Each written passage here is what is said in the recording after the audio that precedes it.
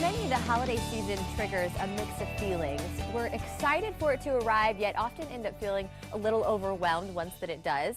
During these months, when the desire to feel happy and the use of the word itself prevails, Dr. Christine Carter, happiness expert, says you can take steps to make the holiday season happier and less overwhelming. Good morning, Dr. Carter. Good morning. Thank you for having me. Thank you so much for being on the show this morning. And who doesn't want to keep the spirit up during the holidays? We really want to take the reins of happiness. So what would you say is the best way to really just avoid being disappointed this holiday season?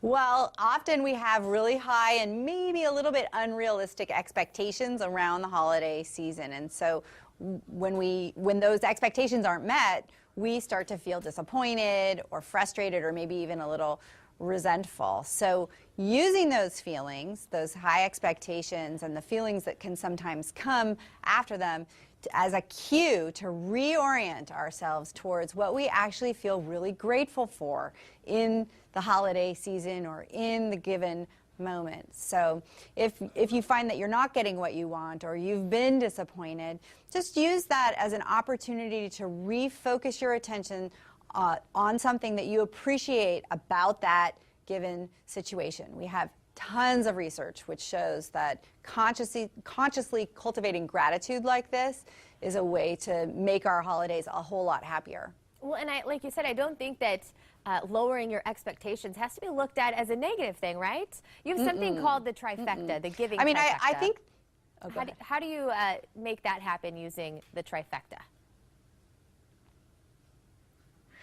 Well, I'm glad that you asked. There's a lot of research that shows that we're a lot happier over the holidays when we really focus on giving to other people. And so I recommend what I call this Giving Trifecta, which we can do by shopping with retailers that give a portion of proceeds to charitable causes that we really care a lot about. So, for example, I'll be making my gift purchases this year through the Amazon Smile program using my Chase Freedom Card.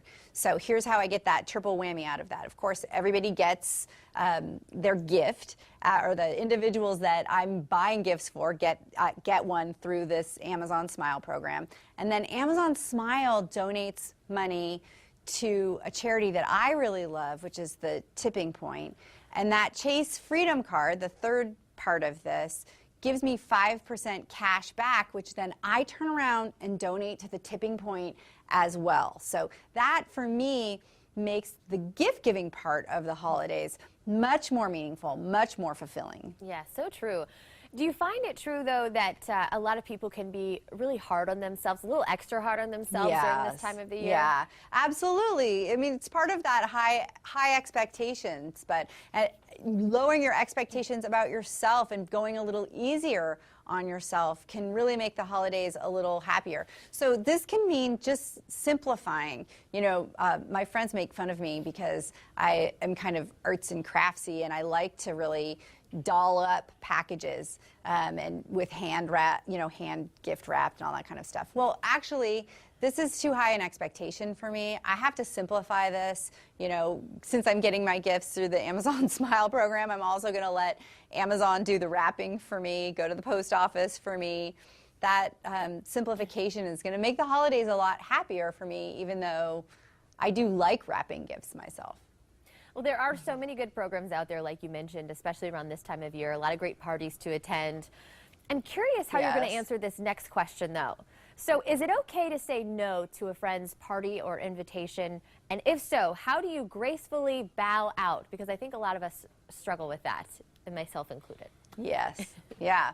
It's not just okay to say no to a friend's party or invitation. It's actually really important to sometimes say no.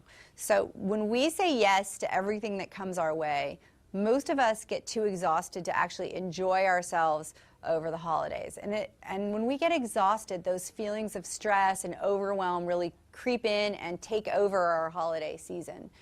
So it's important not just to say no, but to learn how to say no in a way that doesn't feel personal to the person who's receiving the polite decline, right? And that we feel confident that we're doing the right things for ourselves. So find a go-to way to say no that really works for you. I have lots of suggestions up on my website at christinecarter.com right now. One thing that really works for me is to say, thank you so much for inviting me to this. I really wish I could go, but it's not going to work out for our family this year.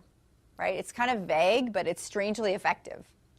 Well, I love your advice. I think trading high expectations, which doesn't have to be a bad thing, because I think you're going to get big appreciation in return. So, right. Great advice. Thank you so much for taking the time to chat with us. And as we close here, one more time, is there a website we can go to on just being more happy, or the programs that you shared with us this morning? christinecarter.com. Thank you so much for having me. Christine, thank you so much. We're going to have more on this segment posted to our website. Just go to fox4morningblend.com.